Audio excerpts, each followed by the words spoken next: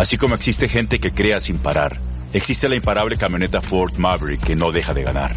Top pick de Consumer Reports como la mejor camioneta pequeña y camioneta compacta número 1 según Motor Trend. Pero la camioneta Ford Maverick no está aquí para presumir. Está diseñada para quienes prefieren crear con sus propias manos y para los que necesitan una camioneta que los ayude a concretar ideas. Así que eso que estás pensando hacer, llévalo, cárgalo, hazlo con Maverick.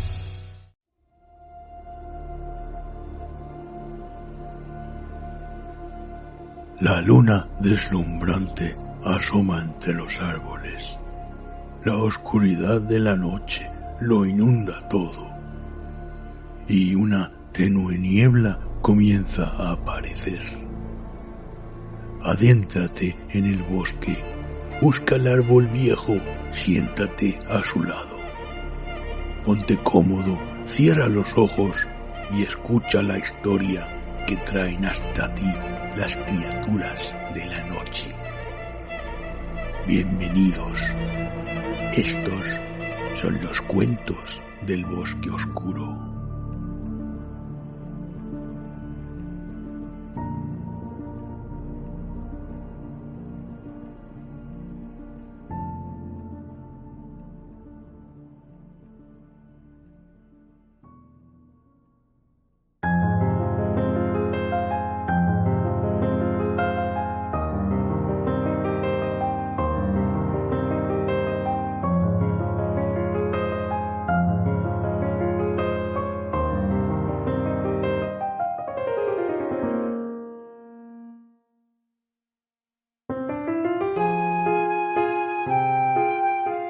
Solsticio de invierno,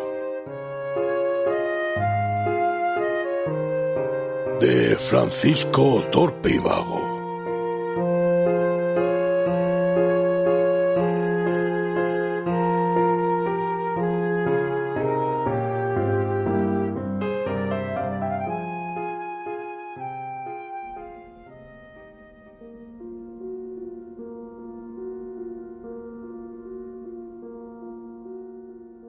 Se produjo una pequeña pléyade de chispas naranjas cuando la colilla que había arrojado con fuerza llegó al suelo.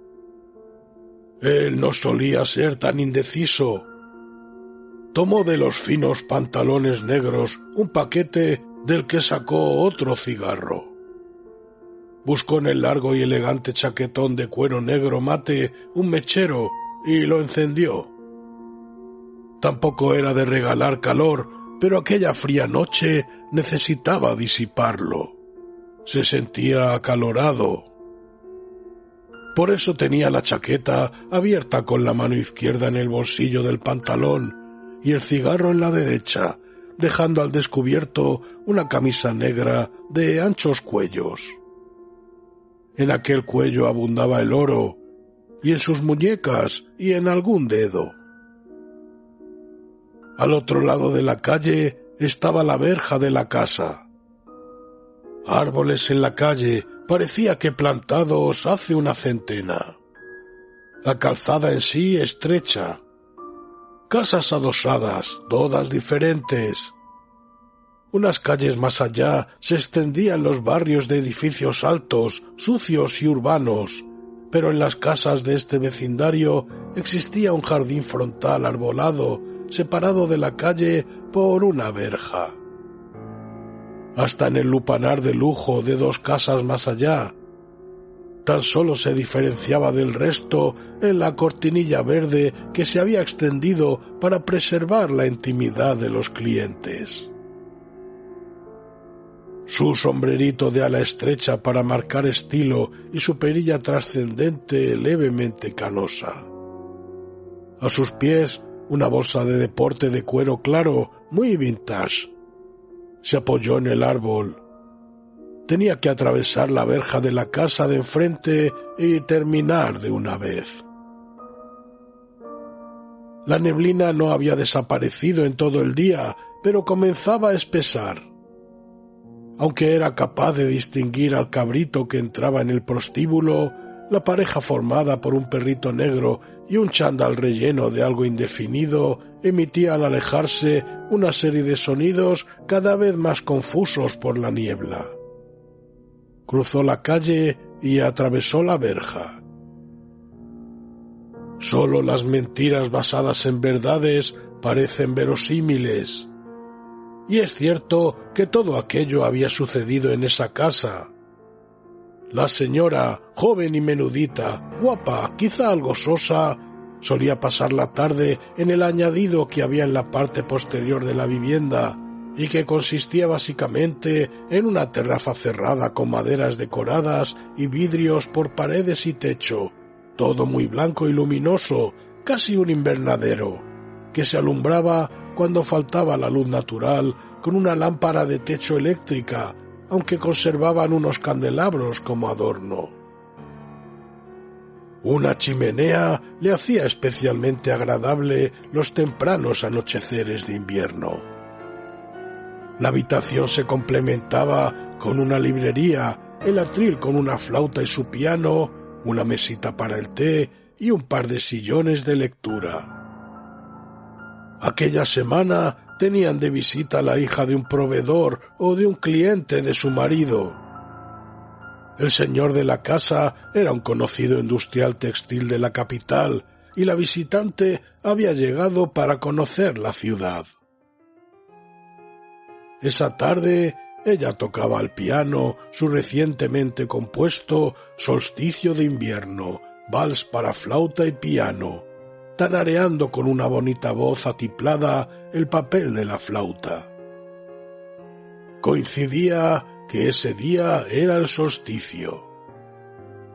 Su nueva amiga tomaba un chocolate al agua en uno de los sillones de lectura, con una novela no muy decente pero sí muy entretenida sobre el brazo del sillón, y arropadas las piernas con una franela blanca estampada en blancos motivos florales. El marido se había ausentado en uno de esos larguísimos viajes y el servicio, por ser domingo por la tarde, libraba, y por tal motivo ambas mujeres se apañaban con la merienda a base de té, chocolate y pastas del convento. La luz alba de la lámpara alumbraba las notas que emitía la pequeña señora y el calor del fuego acariciaba la quietud de la estancia. Su amiga se levantó y apartó con cuidado la manta, dejándola más o menos doblada en el otro brazo del sillón. Pasó por detrás de la cantante, tomó uno de los candelabros plateados y lo examinó con cierta negligencia. Golpeó a la música, que cayó al suelo. El marido, al oír el ruido a modo de señal, salió de su escondite y entró en la habitación. Ella los miró desde el suelo, incrédula. Su esposo la asió por las axilas, ensuciando su chaqueta crema pálida de sangre que brotaba de la sien de su mujer. La traidora aportó una de las cuerdas de las cortinas. Entre los dos la izaron. Se regodearon besándose delante de la víctima, que aún pataleaba colgada, y abandonaron la casa. Había perdido un zapato, tenía las manos asidas a la cuerda. También se le había caído el sombrerito y la falda se le bajaba levemente. Sintió el olor de su propia sangre goteando desde la sien por debajo de su nariz, la presión de la asfixia en la cara, el fuego en el pecho, el calor de la orina bajándole por las medias y, por último, las luces blancas de la agonía. Sin embargo, no tuvieron todo el éxito que esperaban. Ella murió, sí, pero el asesino perdió sus influencias con los cambios políticos del momento. La traidora fue recluida en un manicomio y él condenado al garrote. Aún peor, él no llegó a ver cumplida su sentencia. Después de varios traslados por las checas y cárceles provisionales, una bomba le colocó el epitafio desaparecido. y el espíritu de su víctima, contaba la leyenda, aún vagaba por la casa buscando esa venganza que nunca se había cumplido. Hoy en día, la vivienda era propiedad de una sobrina bisnieta de la difunta, estudiante de magisterio. Lo mejor de todo es que la colección también la tenía ella. Esa colección era lo más valioso de su herencia y ocupaba poco, ideal para robar. ¿De verdad piensa que este es el secreto de mi tía? ¿Seguro que así descansará en paz? Sí, permítame llevar la colección a la casa, preparar el ambiente y realizaremos el rito. Este mismo solsticio en el 80º aniversario. Su tía podrá por fin encontrar reposo y usted tomará posesión de la casa sin ningún miedo. Por supuesto, y dado el valor de la colección, firmaremos un contrato o un recibo de cesión temporal. No se preocupe, haremos las cosas bien. Con la colección iba a vivir en condiciones el resto de su vida.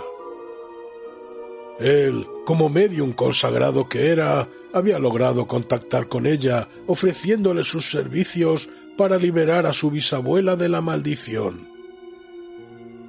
El plan primigenio era muy sencillo.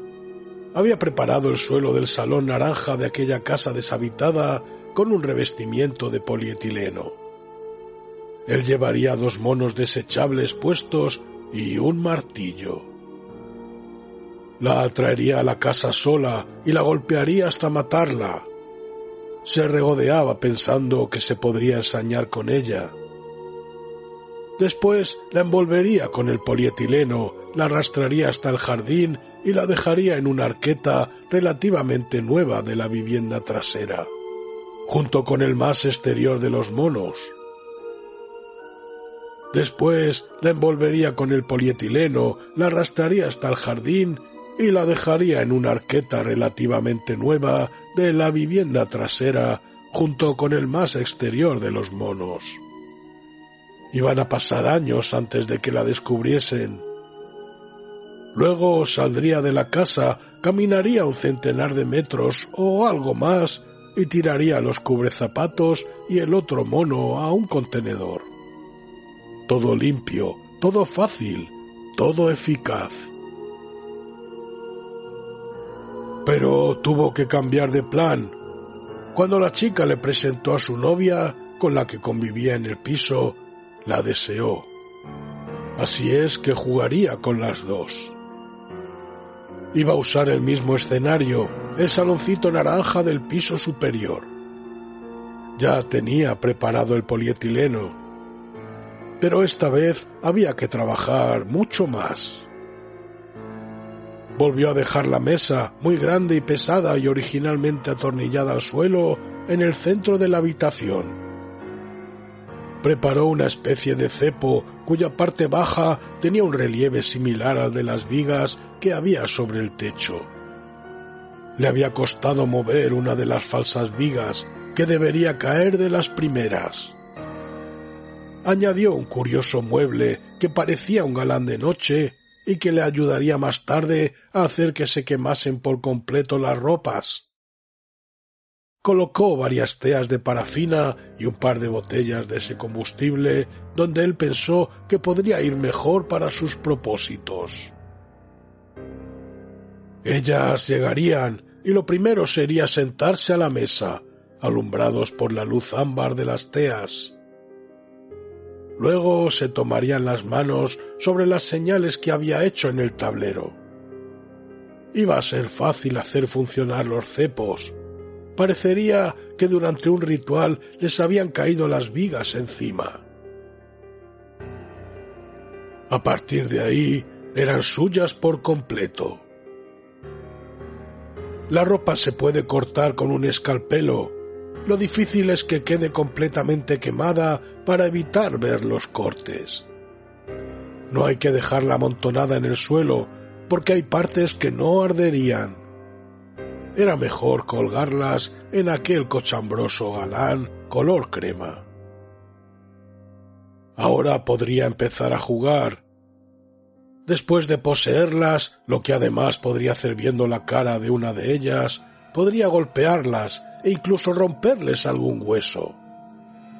Luego daría lugar al incendio. La parafina líquida era un buen acelerante y estaba justificada por las teas. Le quedaba un momento peligroso. Debía controlar el progreso inicial del fuego. Luego todo iría solo. Una idea de última hora fue especialmente morbosa. Escogería a una de las dos, le rociaría la cara con parafina líquida y la encendería. Disfrutaba imaginándose el miedo a lo que vendría, el dolor producido por la parafina en los ojos y nariz, y sobre todo el horror de su compañera. Después la vería en llamas, las voces de su amiga, pero ella moriría al intentar gritar porque se le abrasarían los pulmones. Su último aliento sería una llamarada que iluminaría la cara de su novia. Casi podía oler el miedo y la carne quemada. Muy excitado por este último pensamiento, entró por fin en el jardín frontal, tras atravesar la verja. Abrió la puerta principal, cardenal a luz de las farolas, y penetró en la planta baja. Encendió la linterna. Esta hizo luz en un círculo sobre las escaleras, una zona blanca casi azulada, flanqueada por una circunferencia morada. Esa escalera le resultaba especialmente agradable a pesar de su estado. Los peldaños de madera habían perdido algo de su pátina, una especie de barniz o cera muy oscuro, dejando no ya la madera desnuda, sino astillada al descubierto en varios sitios, pero no había perdido su encanto. La base de la baranda, en forja blanda, probablemente sin nada de pintura, se mantenía negra, y sobre esta el pasamanos, de madera también negra. Al frente, a la izquierda de la escalera, la habitación acristalada del fondo parecía estar iluminada. Al menos aparecía cierta luminosidad blanquecina bajo la puerta. Debía ser la luz de las lámparas urbanas. La niebla había terminado de caer y difundía esa luz por todos lados. Volvió a centrarse en la escalera. No es necesario ser dueño de cualquier cosa para saberse su amo. Él tenía la agradable sensación de poseer aquella mansión sin ser suya. Allí estaba él solo, subiendo una escalera que destruiría en unas horas, porque él así lo había decidido. La sensación de dominio le resultaba muy agradable, pensó mientras se asomaba desde la curva central de la escalera y observaba el haz que proyectaba desde un par de metros de altura. Especialmente dominio sobre seres humanos. Ya había logrado el poder mental sobre muchas de sus clientes y sobre las carteras de sus maridos, pero hoy iba a ser especial por poder dominar físicamente a estas dos señoritas. Sí, era muy agradable, reflexionó. Hasta le gustaba la música que le llegaba del piano de algún vecino. Llegaba al final de la escalera. Se percibía un cierto olor rancio, como el de la casquería que regentó su madre en el pueblo. Urea y amoníaco. Ya no se sentía tan bien. Cuando llegó al rellano en el que se hallaba el salón naranja, le temblaban las piernas. Sus pies levantaron una polvareda reflejada en fucsia por el borde del haz luminoso. El sonido del piano se hacía mucho más perceptible, acompañado por la voz de una mujer. Cantaba muy bien, la melodía era preciosa, pero producía cierta desazón. En su boca se alojó un sabor empirreumático matizado de miedo. Apenas podía avanzar. De hecho, apenas podía moverse. Las cónicas que dibujaba la linterna sobre el suelo y las paredes eran ahora mucho más temblorosas, más inseguras. Incluso el blanco del haz parecía menos vivo. Quizá había gastado baterías, quizá no veía claro, quizá era por la neblina cárdena que comenzaba a formarse delante de él. Sin tener claro por qué, le temblaba todo el cuerpo. Parecía que había perdido el tiempo de forma poco inteligente allí de pie. El vapor morado había crecido hasta el techo y hacia él. Prácticamente ya lo había alcanzado. Dio un paso inseguro hacia atrás. Le tembló la linterna. El ectoplasma, o lo que quiera que fuese, casi le había llegado al pie izquierdo y tenía un aspecto cada vez más líquido, más concreto. Con el pánico en el cuerpo y en el alma, realizó varios movimientos bruscos que fueron poco eficientes. Apenas se movió unos centímetros. Echó de nuevo el pie atrás sin darse cuenta de que había pisado el final del último escalón. Tropezó hacia atrás y se agarró al borde de la baranda, dejando la pierna derecha extendida para equilibrarse.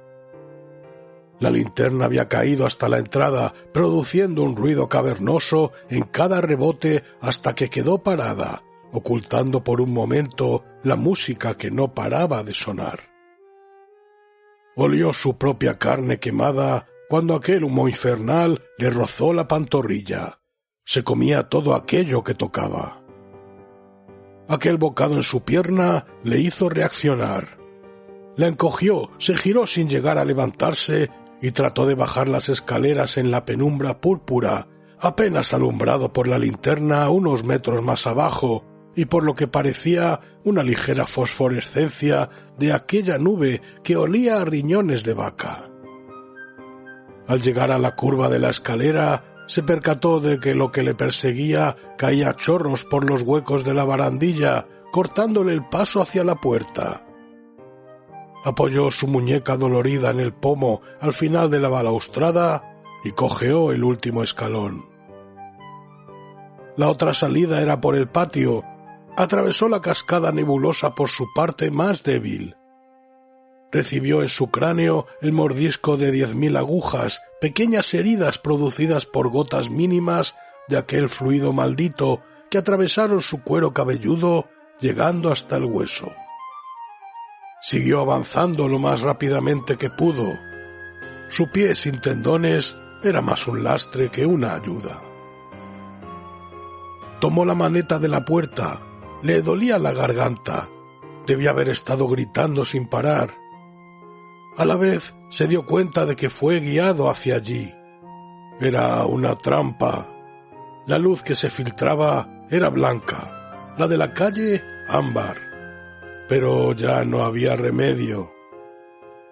Cayó en la entrada de la habitación invernadero. Su hombro recibió el golpe de la caída. Levantó la vista y vio a la mujer sentada al piano, cantando. Solo él supo lo que ocurrió cuando ésta se volvió a mirarlo.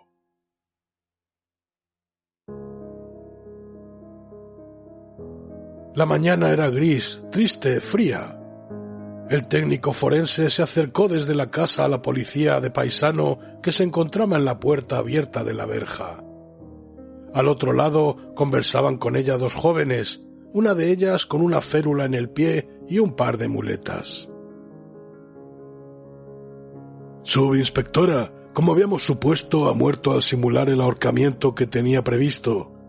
Ha debido sufrir bastante porque los pies casi le llegaban al suelo y podía apoyarse con las manos en los junquillos de la ventana. Lo que no hemos encontrado es el superácido que le ha producido las heridas que tiene en la pierna y en la cabeza. ¿Superácido? Respondió ella, volviéndose al técnico, molesta por la interrupción. Sí, una mezcla de un ácido de Lewis con... Díaz. Bueno, jefa, que seguimos en ello. A él no le gustaban que le cortasen sus monólogos y a ella no le gustaba que la llamasen jefa. Empate a 1. Gracias, Díaz. Y volviéndose hacia las muchachas, comentó: Como ven, han tenido mucha suerte. Pensamos que había preparado el ahorcamiento de ambas y luego el incendio de la casa. Lo que comenta el técnico del ácido me suena a hacer desaparecer alguna prueba, como prendas o herramientas. Paró un momento como para reflexionar. ¿Cómo es que no acudieron a la cita? Sí que vinimos, contestaron ambas. Perdona tú, no tú. Bueno, vale, vinimos, pero justo al entrar me torcí el pie. Mire que hago deporte a diario y nunca me había lesionado de una forma tan tonta.